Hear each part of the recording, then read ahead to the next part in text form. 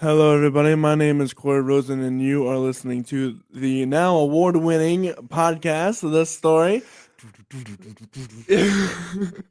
And I'm with Steven Courtney, and also an award-winning musician for many awards. How about that? That's pretty cool. Well, congratulations, dude. Best local podcast, music podcast. Yes, absolutely. And you've got your shiny little guy Got there. my shiny award here. A huge shout out to this Central Pennsylvania Music Hall of Fame and all the work they do Yes. to make this scene what it is, and every artist as well to make this scene what it is, because there is such a unique, like we said before we were talking the show. This place has got everything when Yeah. it comes to the music industry. Clear Audio Brothers, we Right. got the whole Rocklet. Oh yeah. We have the whole gigging thing. We Yeah. had the whole musical theater thing. Oh yeah. We got the whole 9 yards. So diverse and just deep. The vault of talent and stories. Absolutely. And again, that back to you. I mean, it's this the vision you have for the story is really, it just resonates with people. And I do think that's really what makes you stand out, is you have this kind of like core message you're trying to get across to people, is each individual story and how it adds up to the collective. And you're a guy helping to spearhead that and help people here in Central PA hear about it and beyond. So fake applause. And shout out to everyone else that won a CPMA award. Some of my friends, people on the show. I know Cody Tyler won 2 of them. That night's big winner for sure. Have you had Bobby Gentile on yet? I've been trying to kick his butt and nail him down All to right. his chair. There it is, Bobby. Bobby, get out here and do it. Yeah, I've been in the talks with many people of trying to get them on the show, like Hunter Root, Right. Literally a lot of people, Addie Grace and Yeah. Faith Noel and Yeah. Alex Warner, one of the Oh, lead yeah. guitarist guys. Oh, get Sarah Fiore. We've been in the talks with her too.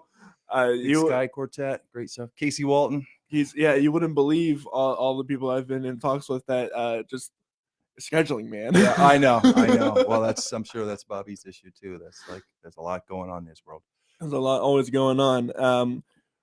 So in another news with the Story podcast, we're starting up our songwriter studio, is where I'm grabbing 3 or 4 musicians, putting them here in this space, and we're gonna crank out a song within an hour, and all to be ready to go to a production house to get it produced, and we're just gonna encourage collaboration, genre mixing and matching. Sign me up, please. I will send you a form. You can find those forms over at CoreyRosenProductions.com. That's CORYROSEN Productions.com. And if you were just hearing about this podcast, we also do single reviews and album reviews of local artists, with other local artists, helping build the community, encourage each other, give critical, constructive feedback for each other, because we all need it in some way or another. And we just want to push each other to be the best musicians that we can be, because Central PA has got a space, and we're gonna own it. Yeah, true. It's clearly a scene. So it's emerging even more than ever. Absolutely, yeah. And moving on from that, this is Steven Courtney. If you want to figure out who he is, we have a whole other podcast episode. You can go back and find that. He's an incredible guy, children's musician, artist. Many award winning. Got 5 songs on Sesame Street. That's right. We all that, yeah, it's all cool. That. We ended off our last episode talking about a deal that fell through, a TV deal that fell through, and the 2000s. Let's continue off of that, and then where does the story continue from there? Yeah, late 90s, early 2000s, the United Paramount Network TV deal that looked like it was going to be a good thing, but it ended up just not being the right thing. Mm-hmm. And so that was frustrating. You have these things in life that you feel like, okay, this is a new door opening. And then when it doesn't, you have to try to figure out why. I usually just wait for it. It'll be evident. Mm-hmm. And that's really what happened. Eventually, as the 2000s rolled around, started to reinvent the band again a little bit and get a group out playing instead of playing just solo shows, and scaled it down to a little trio. And that little group was kind of identified as Big Happy House is what we called it. And we started playing shows and recording together. And just last few weeks, that back vault of songs hit streaming for the World Wide Web. So Big Happy House album, 2001, I think it was, and then 2002, the Imaginary Motorplane CD. And that's now again for streaming. That's the first time that's happened. So that's cool. And that band sort of morphed into what became the Steven Courtney channel, which was a TV show on our local WGAL, our NBC affiliate here. With, part of the what network are they? Was it LCTV 66? No, No, not that? WGAL Oh, channel 8, the NBC Hearst Argyle is the global I see. Yeah. thingy. And that was the strangest thing too. I had a contract through the Ephrata School District and an organization called Character Counts. They really wanted to instill the respect, responsibility, accountability, self-control, the character traits that were that are just vital for community And for kids. and for kids and all of us at the end of the day. Oh, absolutely.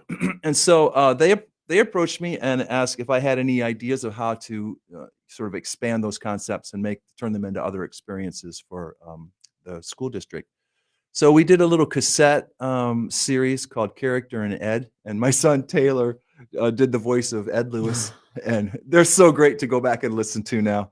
And it was just sort of like a pre-podcast kind of a concept where it was sort of like a story, but it had the sound effects in the background, but it was all audio. Like an audio drama. There you go. Thank you. You're the guy who's been up all night, not me. I can't. Thanks for filling me in. You're still sharp. I appreciate that. Yeah, audio drama. And then at the same time, I pitched him another idea to do a video concept that would have songs. Some of them were performed, and some of them were more just kind of like concept video. And put that together. In the process of putting that together, Corey, my bandmate Bennett Rabiga, who was in Big Happy House, and as a fellow songwriter who we've written together, and he's an incredible songwriter in his own right. And he comes over and he sees the content. He's like, "Oh, what are you working on?" I show him, and he goes, "Dude, that's your TV show you should do right there. That's the concept." Because it was like 2 minutes of this, and then little channel blur, Right. like the channel changes, and then all of a sudden, now it's a concert song, and then here's Detective Joe character Taylor talking about responsibility or whatever. And I was like, yeah, this could work. So I edited together a little pilot, and I had negotiated with GAL a couple times and almost had a deal to do an in-studio, sort of like a Saturday Night Live kind of a concept, but early Saturday morning. It was what the UPN thing was going to also kind of be. Same kind of concept. But then I walked in and I said, I could produce these episodes and just drop them in your lap, and it could be your local TV show. Because at the time, they also had a requirement by the Federal Broadcasting FCC or whatever it is to have a local program of some sort in their rotation. That's cool. So it helped. It was a win-win. They needed content, and then I had complete creative control. And again, not that I'm a freak about that kind of thing, as I always sort of say, like, I'm happy being an indie. I just like the idea that I don't have to deal with all the legalese of it's nice to own your thing. And who owns what and all that. I mean, someday I'm at the age now where it's like, okay, I'm ready to talk to somebody about, if we want to license some of this content or whatever. But if that doesn't happen, it doesn't happen. So I go in and show them the show. They're like, oh yeah, this could work. They're laughing at stuff, and they're bopping to the music, and it's very entertaining. It's unique. And so I leave that meeting, which is, I think this is maybe April 2000, 2001, right in there. And they're like, okay, we'll see what we can do. We'll run it up the line. So I wait and wait. 6 weeks goes by. I'm at the beach on vacation with my family, and they track me down there. And I don't think they got his cell phone in. And they give me a call. Actually, it was I had a gal working for me as my booker at the time. She calls and she's like, "You need to call them. They have something about the TV show they want to talk about." I get online. They're like, "Yep, it's going to be on Saturdays at noon It starts in like a month, and I'm like, what? A month? Ah!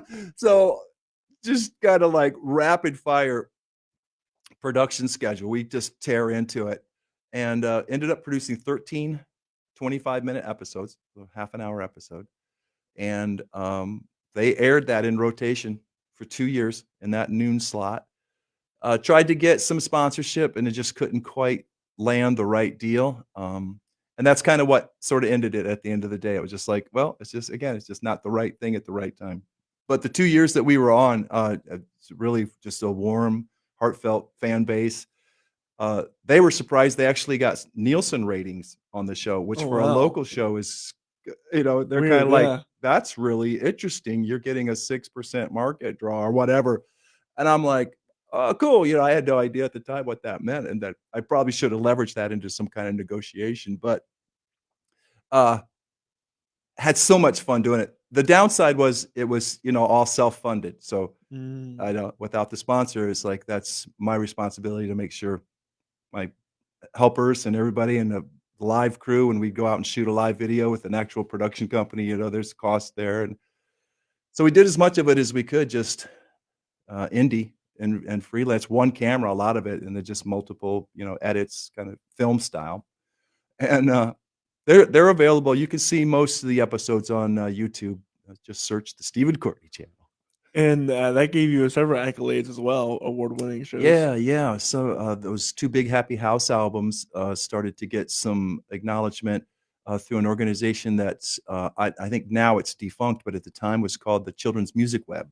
Mm. And what was cool about the Children's Music Web was it was a web of like a syndicate of elementary schools and teachers and parents who all kind of weighed in on the voting of content. And so you'd submit your song in a category. The one song in particular, If the World Was Filled with Love, that's a song Bennett and I co-wrote, won best song for older elementary age children. So like, really That was really specialized. a niche, yeah. Yeah. But within within their niche, they had to have these categories. It's Right. children's music, so that talking about a niche within a niche within a niche. Right. But it was just cool that that was voted on by elementary age children, as well as teachers and parents. So you had that kind of collective sense of like, okay, this is resonating Everywhere. with all this different demographics. And then, eventually the TV show picks up the Pennsylvania Association of Broadcasters Award, which is voted on by a committee outside of the state. I think it's Virginia or West Virginia. They swap content. They go, here's our content, you judge it. You send us theirs, we'll judge it. So they're kind of neutral. And the feedback we got was we've never seen a local kids TV show or anything like this, and that was fun to just get that validation of like, okay, it works, Right. So that kind of wrapped up and came to an end. The Big Happy House season of the band playing as a trio started to shift a little bit. I played in a combination of a four-piece for a while, added Marty Shaughnessy and Steve Bridgman from a local band called the Rain Children, who are super, super popular, great group. And eventually that morphed into a little string band kind of a lineup, almost like a bluegrass band kind of a thing. That was for a Mama's Homemade Soup album and another little record called 25 Cent Songs. We also did more of a rock band record called Monkey Business as Usual, which is eclectic. It's got the folky stuff that I normally gravitate towards, but it's got a couple rockers on it. That are just the other day, one came on that was streaming in the background is at our after school care program we run at our house. And I was like, oh man, this really rocks, like, wow, that still holds up, 20 years later. And eventually concerts and the economy gets weird in the 2000s, early 2000s. Oh yeah. I start to see a real shift in the volume. And the other thing, Corey, that changed substantially was the No Child Left Behind initiative changed things as far as the testing year, the school testing. And, I'm not an educator in the sense that I'm in that to be able to kind of quantify exactly what all that's about. I just know that it changed the way that the school year was looked at for educators and what they had to do, try to accomplish, and when they could fit in fun, encouraging sort of extracurricular things like the school assemblies I do. So, and family fun nights, I started to see those diminish as more and more sports programs for preschoolers. Enroll your preschooler in soccer today, get them started early. And so there's that kind of competition, that little bit of a rub kind of coming into the world of just people's schedules and busyness and all that. So it was hard. This is one thing I'd say to anybody listening that's a musician who's trying to find your way in this world is, there are things that you're not doing that are affecting what you're doing. Absolutely. And it took me a while to sort of figure out, like, okay, this isn't something that I did wrong or that I wasn't doing right. It's just the opportunity is shifting and changing. So to sort of grasp and hold on to the idea that, everything changes. Just accept that. Yeah, and move on. Yeah, And yeah. you got to move with the change, because Yeah. if you don't, you're gonna be left behind. There you go. That's exactly it. And so I just kind of waited it out and eventually sort of reinvented kind of what the concert year looks like. And then I started to see there's more opportunities to do some summer things that I hadn't seen before, and even started to offer the artist in residence as another alternative to have a longer stay at a school, at one particular school, and have a high impact that way. And I love those programs. They're so much fun to do. I'll be doing one at Mountville Elementary School in the fall of this coming school year, and just already excited to see what we create together and where that goes. So the 2000s roll along. Eventually, I kind of think sequentially as albums are released. Monkey Business, Deep Sea Divers in there. All these are available for streaming now. I've got the entire catalog from the early 90s stuff. Not all of that, but most of that's on a collection called Early Favorites. And then it rolls all the way up to the most recent release of Little Sparrow and I Am a Robot. So I think there's 240 songs there to stream. That's incredible. Yeah, a lot of songs. I know, it is a lot. And then let's see, the band, the Suitcase, right around 2000, end of the 2000s, 2011, I formulated for the first time what was called the Suitcase Musicians. That was how I really wanted to brand, so people would know this is a kids and family band show. So if people see Steven Courtney Band of Friends, or come and see, Steven Courtney at a local venue that's not kids and family, it's more of a pub kind of Right, thing. yeah. They know the difference. Like, oh, the Suitcase Musician, that's when he does the kids and family shows.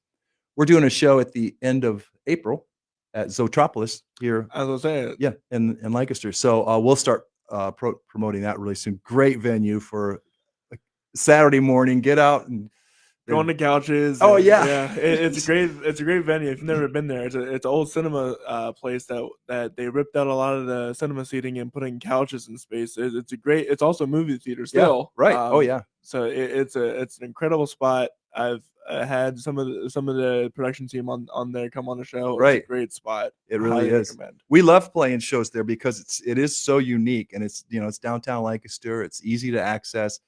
There's parking garages close by, so give yourself 10 minutes extra in your schedule to make sure you get parked and walk a little bit to get into the theater. But so worth it. So that's good coming food. up.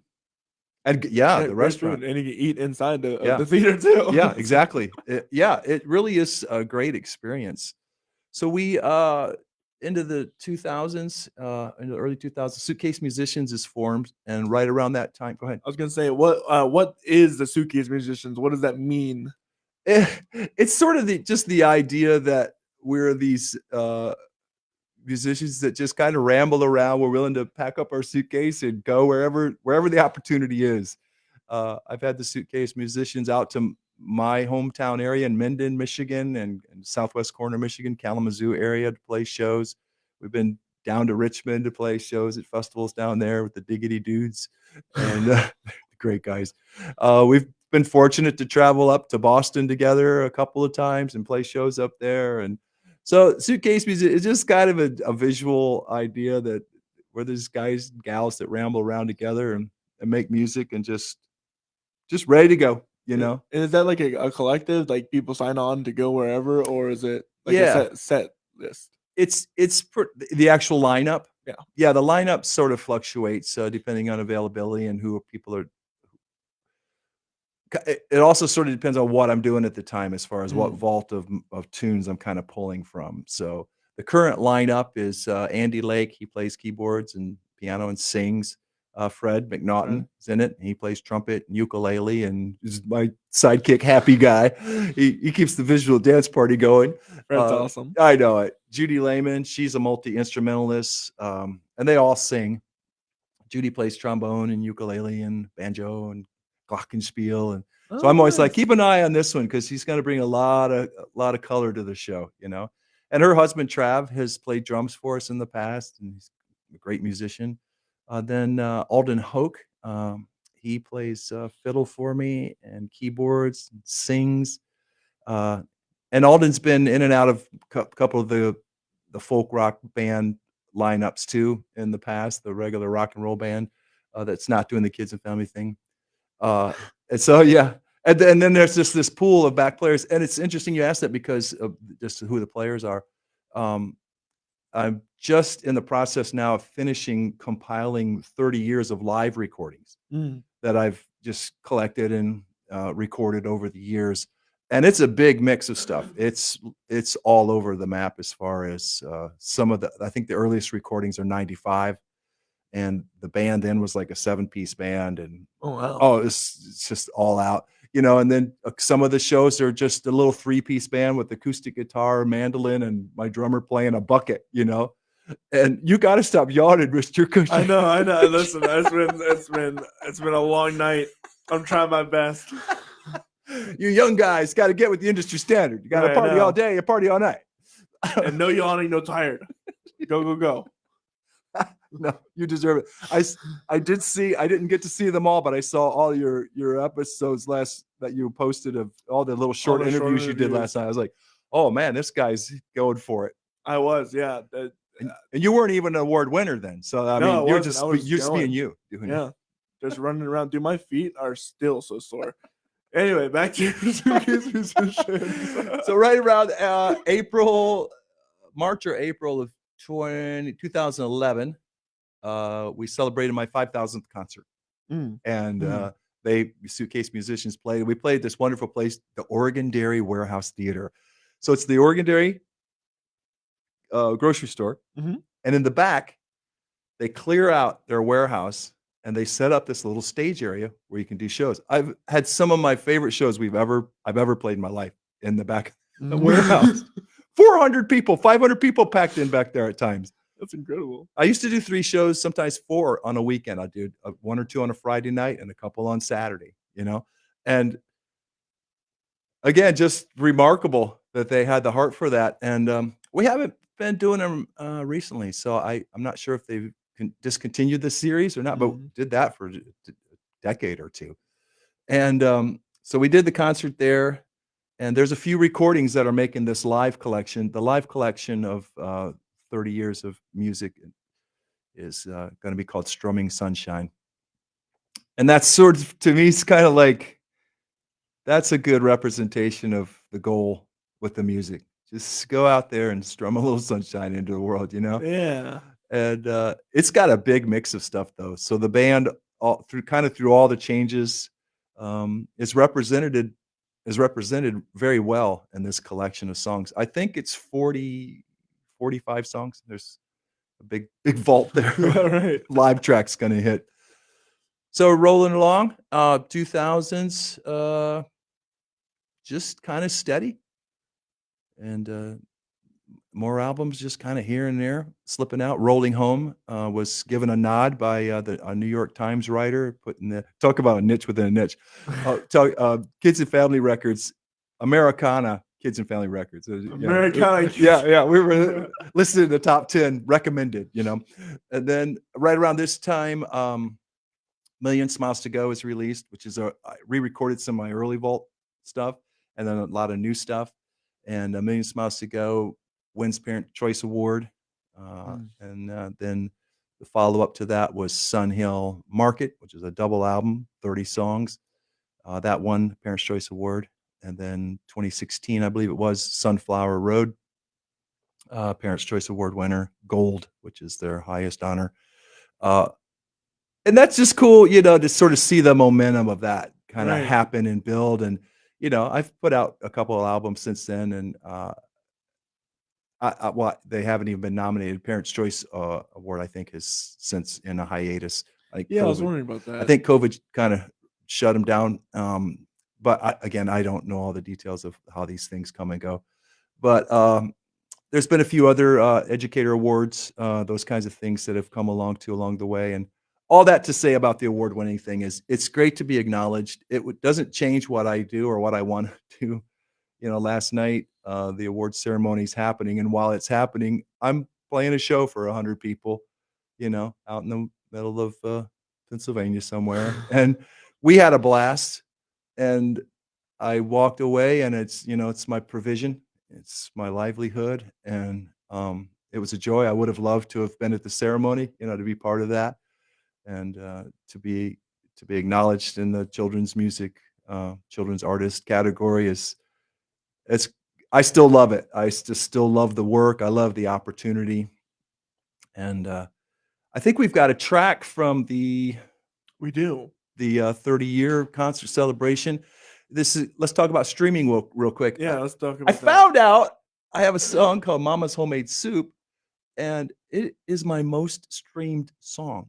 Now, I'm shocked by this because I don't really perform it that much anymore, and it was on a record. Mama's Homemade Soup record was very Americana, kind of rootsy. It had a couple of songs that leaned more gospel. It was almost a little bit more like an "Oh Brother, Where Art Thou" kind of a vibe, a little bit country. There's a couple songs on there that aren't even really kids songs. They're more like for mom and dad.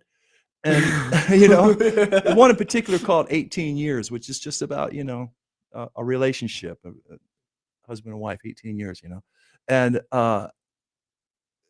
this song, Mama's Homemade Soup, it gets used on videos, Instagram, and really, so somebody's posting the soup they just made, and it's like, I need a song for this. It's Mama Soup or soup songs. Boop! I must come up in the feed because I think it was 16,000 people have used it. It's not that many. 1,600 people have used it, but it's been streamed in those different volumes. So, I've got almost 800,000 streams of that song. And I'm like, oh, Mama's Homemade Soup, what's that?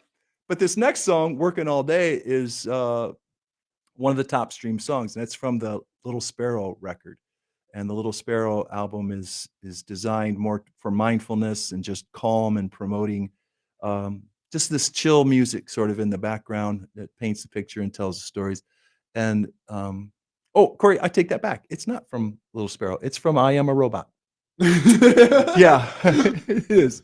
Both albums came out almost simultaneously. So this is from I Am a Robot, and this is the live version from the 30-year concert celebration. And this is Working All Day. Working All Day. Suitcase Musicians.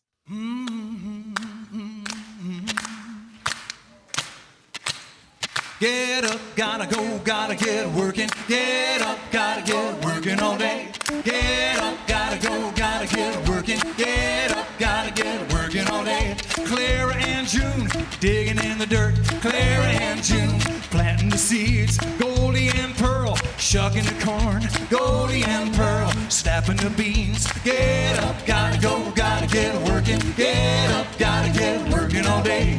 Get up, gotta go, gotta get working. Get up, gotta get working all day. Sunny and gray, digging in the dirt. Sunny and gray, planting the seeds. Mama and Papa, shucking the corn. Mama and Papa, snapping the beans. Come on, get up, gotta go, gotta get working. Get up, gotta get working all day. Get up, gotta go, gotta get working. Get up, gotta get working all day. Mimi and Nork, gotta feed the chickens. Mimi and Nork, stocking the stove. Work, work, work, working and working. Work, work, work, working all day. Come on and get up, gotta go, gotta get working. Get up, gotta get working all day. Get up, gotta go, gotta get working. Get up, gotta get. Sing it with us now. Get up, gotta go, gotta get working. Get up, gotta get.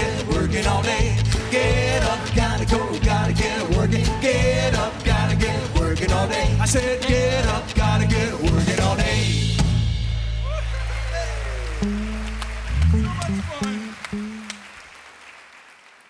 And that was Working All Day by Steven Courtney and the Suitcase Musicians. Yeah. That's a fun song. Now, and that's another one I just guess I would have never have thought like would stream that well, but Here we are. there we are. I know the Kids Cookie Break plays it on their Saturday morning show. And that's the weird thing with this song. You put it at this day and age. I think the last time I was on, I told you 40,000 new songs hit the internet a day. Mhm. Somebody corrected me on that and was like, it's actually 100,000 new songs hit Oh, the wow. internet a day. So I'm not going to go quote that other than to say that I don't know. There's a lot of new songs. And that, you know, anybody's finding it and streaming it is it's wonderful. And again, I do it because I love it and it serves the purpose when I go out to play live to just bring the song, the identity that, you know, I'm a performing songwriter. And for some children, that's kind of the first time they start to link together that, oh, somebody has to sit down and, you know, And do that. and write it and make it and invent it. And you just started from nothing. What, you know, I had children ask me, where do you get your songs from? You know, and I'm like, well, usually from a basic idea.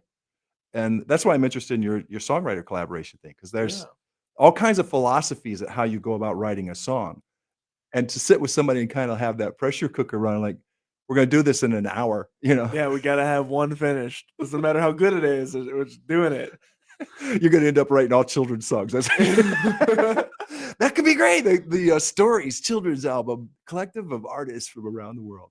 That's kind of the idea, is to create like I there's an accordion player like John Milo, and I want to bring him in with like a country singer, like maybe like Cody Tyler or Right. Schmidt-Huber. Yeah. And maybe we'll get a metal or maybe even one of the Killmaine Saints in here. Right. Yeah. And bring them together, see what happens, because something's gonna happen. It's gonna be great. And the Saints are a great band. Yeah. Shout out to Tommy Lanza, drummer. Yeah. Even though he's retiring. Yeah. I don't know if you knew that.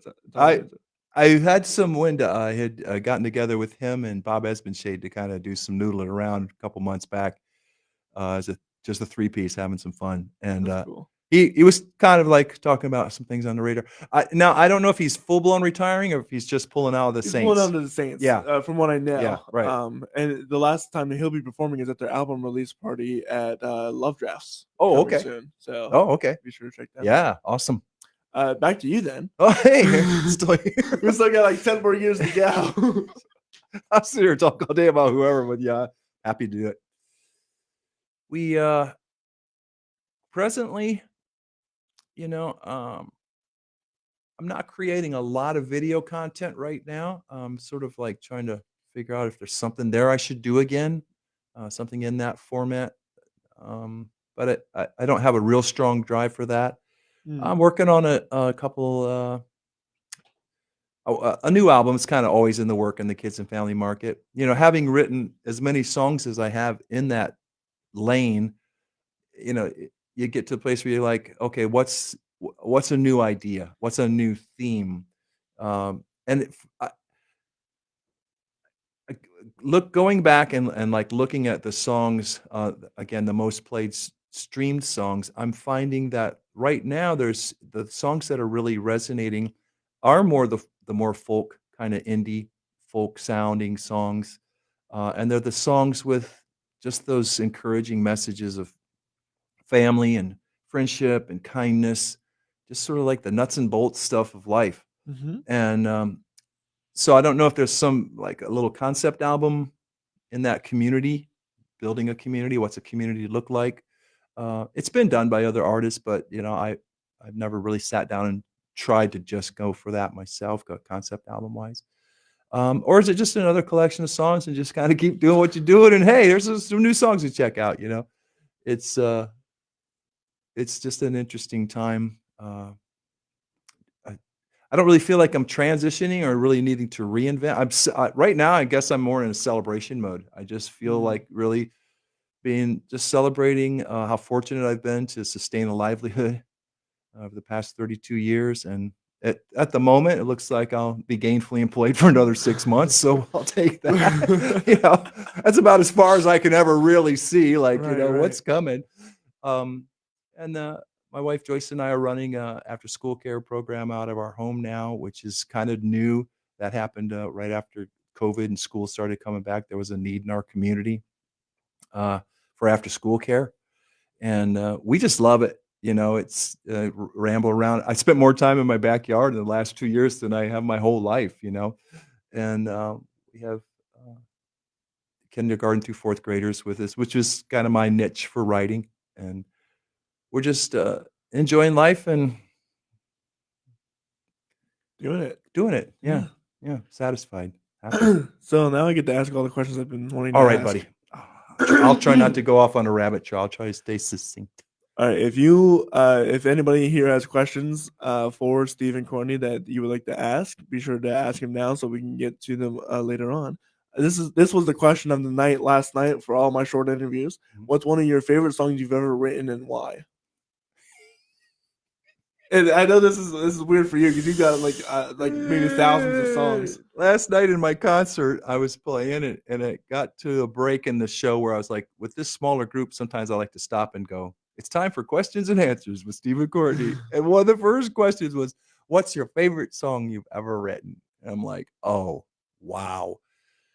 Oh, man. That is really hard. There are songs that work best in concert. Mm. They're really those are favorites in that sense. But then there's also songs that somebody will listen to and be like, oh, there's a song of mine called Happy Anniversary. That's from that Rolling Home album, that Americana is a family record. New York Times recommended. And I really love that song. I love the energy of the song. I love the sort of just the wit or the whimsical kind of lyric it has. So that's called Happy Anniversary.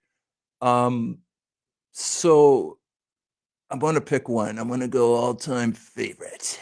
I guess Stephen the Pirate is the all-time favorite because it seems to resonate live as the all-time favorite across children's moms and dads, grandmas and grandpas. They love the story song of that, the adventure of that. So Stephen the Pirate. Stephen the Pirate. Arr. Arg. Next question. Next question. So we talked a little bit about this beforehand. I talked about this with Fred, but how do you craft songs? What is your main method of crafting these songs? I think I sort of mentioned it a little bit in our part one of our episode about eventually as a songwriter, I got to the place where I found out that, or at least for me, focusing on being a lyricist first was super helpful because when I was trying to write lyrics and write a song at the same time, I was using two very different brains, two different toolboxes completely, And so once I found out that it was like, nope, sit down, focus on, find the meter of the song, find the rhyming scheme, create a rhyming scheme, whatever it is, create a set of words that's sort of like your ingredients that you're going to go back to and go, have I implemented this idea or this phrase or whatever? And they kind of pull from that. And just like you pull together a recipe when you're making something, you start with a little bit of this and, oh, here's that phrase. And, oh, that begets this. And just kind of let it naturally flow. Don't force it. When I'm stuck, do I have another idea? I have something else I want to write. And just go for that for a while. So now it's great with the phone. I'll just speak an idea or two in, song about radios and how things have changed, whatever. And then later, 2 weeks later, I'll look through and I'm like, oh yeah, what is that? And then it's slowly just kind of build it up until it's like, yeah, okay, there it is. I have a lyric. And usually sometimes those are set for weeks, months, years. Yeah, right. Fred and I, when we write songs, we email back and forth. Yeah, that's what he was telling me. Yeah, and we just go back and forth until and usually I'm the one who calls it and goes, done. That's enough of that idea. Not that we couldn't add something else to it, but like, okay, that's enough there to write a song lyrically. And then the music process for me is refreshing when I'm not thinking about lyric and I can just read something and go, yada da da da, yada da da da da da, yada da da da, yada da da da da. Okay. Yada da da da. yada dun dun dun, whatever. And then just kind of sit with it until phrase by phrase until you go, oh, that feels good. And then sometimes a little voice memo, Right. playing Yeah. the piano or the guitar just to hear it. So for me, like I don't rush songs anymore. I used to kind of just, I gotta get these things done, Why? There's no record label here with it, you Right. gotta get songs done today or else. But I just felt like I had to get them done. But I'm more comfortable with letting things simmer now. So my process now is lyric first. Every now and then I have a music idea, and then I've got to go back into the vault and go, do I have a lyric That fits that'll that. work with this? That's a little bit more rare. But that's usually my process now. And then flush it out with recording. And sometimes I might not release that song for forever until I'm really like it. That goes with this collection of songs on this album, sort of a thing. So you've been all over the world in terms of performing, right? Well, I've been as far away as India, and in America, I've been to the East and West Coast. I wouldn't say world. I would just say I've traveled enough to know that I like being home. I like being in about a 3-hour radius of Central PA. But anyway, let's just assume I've traveled the world. Yeah. What's the question? The question I was going to ask is, how do you see your music resonate with different cultures? Well, I can look at that in a couple of ways. When I did travel, had the opportunity to go to India for a residency there. I performed, and again, I'm singing in English. They're Nepali, but they had enough English understanding. And I had an interpreter who would kind of explain what the song is about. And they were able to catch enough of it that they were chuckling at the right things, or leaning in and shaking their heads like, yes, that's the answer, those kinds of things. I can speak more universally to what I've seen from, Boston to Washington, Seattle, kind of a thing. And the songs have the same effect. It works. These things, they resonate with children, they resonate with educators, they resonate with parents. And that's all the validation I need right there. Yeah. And it's like, oh, that's great. And even culturally into different, areas and different demographics of people groups. The energy of it, the joy it brings. I've been really focusing on when I'm with smaller groups now, talking about how the music and the joy of it can give you energy, and you feel that energy. And even to have children at the end of a song be like, oh, I still feel the energy. Corey, for me, that kind of thing is just like, yeah, Yeah, no, I feel it too. music is incredible. Right. I don't know if you saw my episode with Katie Damiano, Right. Yes. and the music therapist, and how music She's lights awesome. up the entire brain, and it just Yeah. gets you going, and no other thing that does. Yeah. Yeah. She's really got a heart for people and music and the power of it. Like she gets it. Yeah. Right. Ditto. So, what's next for you and Steven Courtney? What do you think? You and the Steven Courtney. What's this for Steve and Courtney? For Steve and Courtney, yeah. We were talking about how through the years I've had children come up at the end of a show and be like, "Where's Courtney? Is she coming out?" And they think it's Steve and Courtney. Like they hear that all year long. Steven Courtney's coming. Steven Courtney is just going to keep on keeping on. I'm getting the live collection of songs going to hit streaming soon. Working on a new. This next album's going to kind of be a mix of where I was, probably somewhere between the Little Sparrow record and probably the Sunflower Road, the Parents' Choice Gold winner, which is very handmade, very homemade kind of music, not electronic in any way. I mean, not that I don't use keyboards or those kinds of things to make the sounds, but just more hands-on, kind of just real old school in that sense, music. And we'll see where it goes. Who knows, Corey? You turn around the corner and Netflix might be gone. Right. Right. Honestly, really? I mean, it's possible. Yeah. Anymore, I just am not surprised by anything. And again, I'd have to evaluate, like, what could I bring to that if that's the case.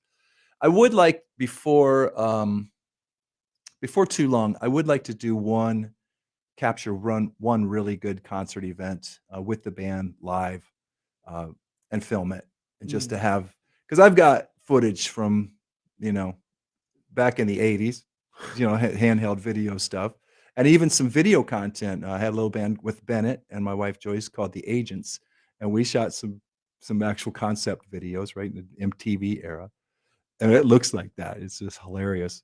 So I've got that kind of video vault of stuff through the years and different formations of the band, but to kind of come at it from, here it is decades later, here's a good representation of this vault of music. I would like to do that. Sounds like you need to go to Mickey's Black Box. Yeah. And we need to do a crowdfunding.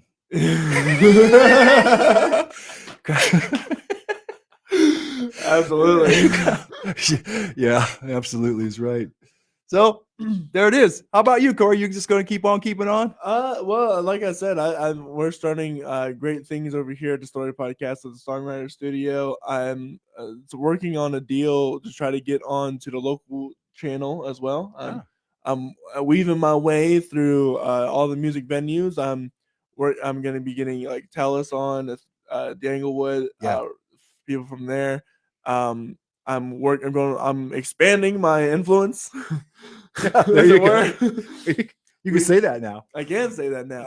I'm reaching into the Philly space. I'm reaching into the New York space. I'm even reaching as far as Nashville with all the people that I'm meeting. I don't want to say too much, but I'll say what's out there, things that have been recommended to me and that are possible. Right. Hailstorm. Yes. And some people from Nashville, Olivia Farrellbaugh. Dallas Ugly. That's what they're called.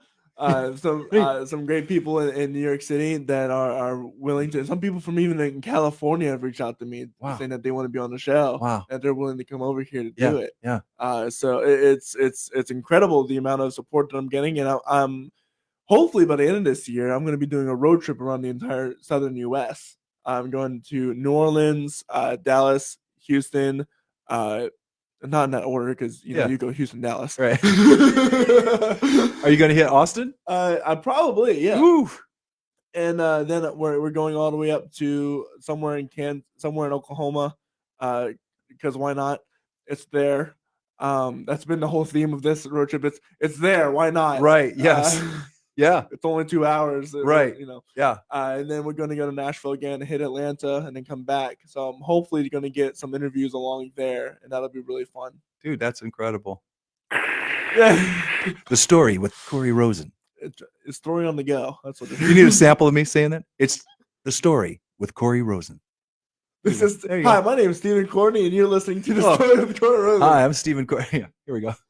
Hi, I'm Steven Courtney, and you're listening to The Story with Corey Rosen. There we go. That's a soundbite right there. Let me mark that in my time. Hi. Hi. Earlier, my voice was super scratchy before we started, and I was doing Elmer Fudd. The Story with Corey Rosen.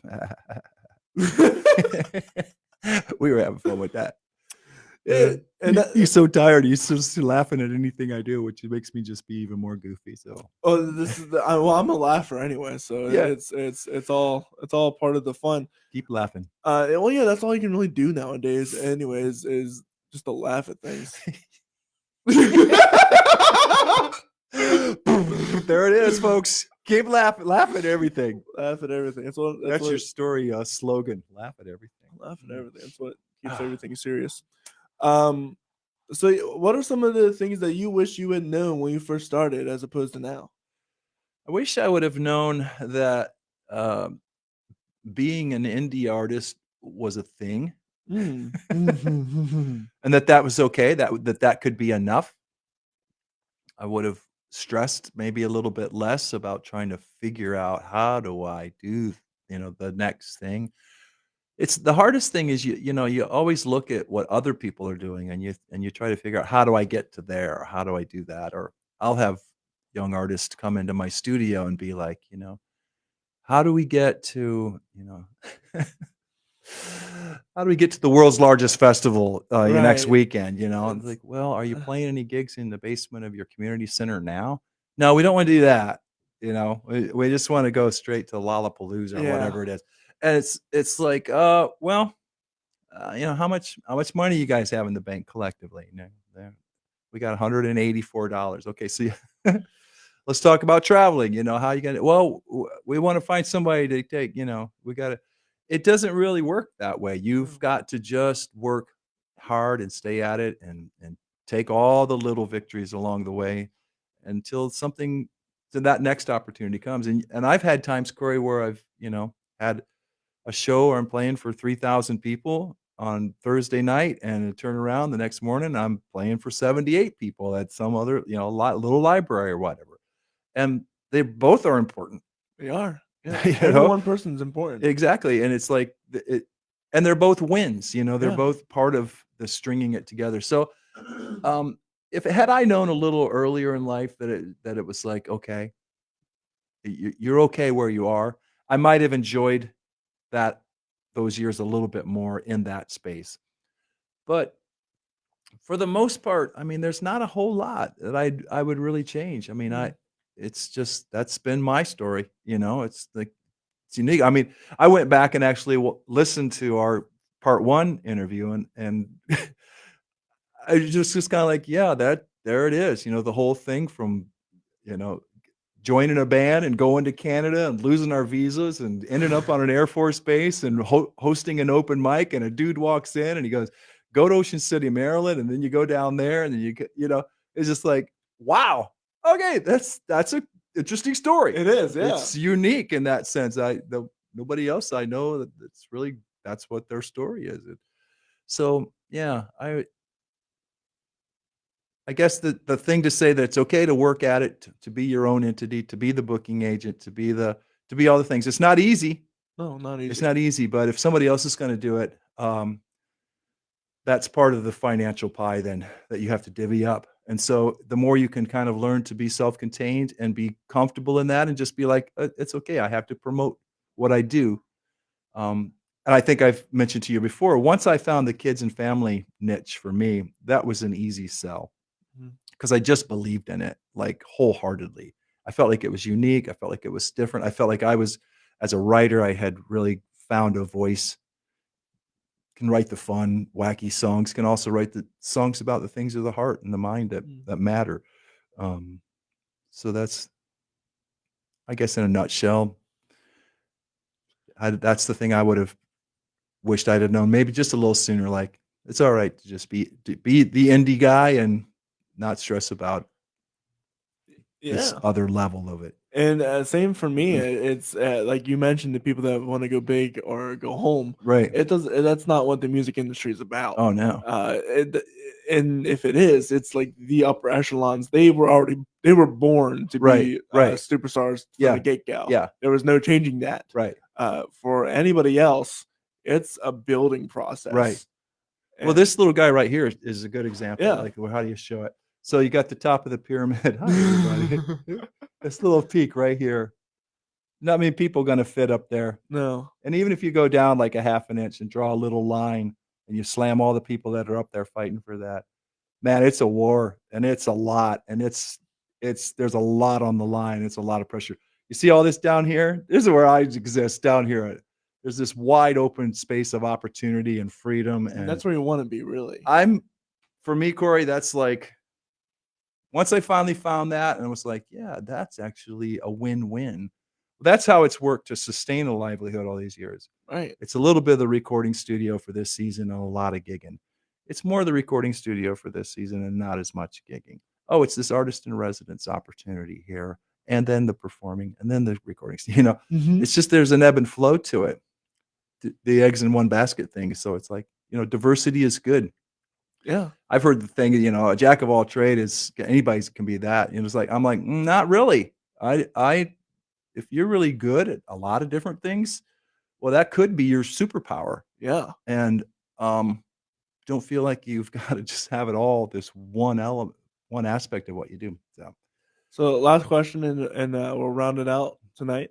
What is tonight? Oh my gosh. I'm losing my mind. It does feel like a nighttime interview. Yeah, it does. Yeah, it does actually. Hey, it's tonight somewhere, right? It's tonight somewhere. It's Yeah. always nighttime somewhere in the world. In Hawaii right now, they're watching this. Still tonight. All right. So where you're performing as Otropolis? What else do you got coming up? Man, that's a great question. There is some end of the school year concerts coming up, which are just kind of one-offs here and there. And hey, anybody listening, if you have children in elementary school age, just send them towards StevenCourtney.com. Not your children, but your But yourselves. yourselves. Send yourself there, or your administrators, or your PTO people, or whoever it is that helps to host and sponsor school assemblies. So that's kind of coming up. The summer season is a mixed bag of events. There's no particular thing I'm seeing that's like, oh yeah, I got to really push that hard. That Zootropolis show, we're excited about that. We love playing there, and just the fun that can bring for the whole family on a Saturday morning. So staying at StevenCourtney.com. That's where the information will be. And if you want to find out more about this podcast, you can go over to CoreyRosenProductions.com. That's CORYROSEN Productions.com. And like I said, throughout this whole entire podcast, we're doing new stuff. If you want your singles reviewed or albums reviewed, you can do that there. If you want to be a part of the songwriter studio that we're creating, you can also sign up there. And we're Signing up now. I'll send you a form right after this. Or you can DM me because the website's finicky. If you can't find it, just message me. I'll send you a form. We're professionals here, but Yes, we're not.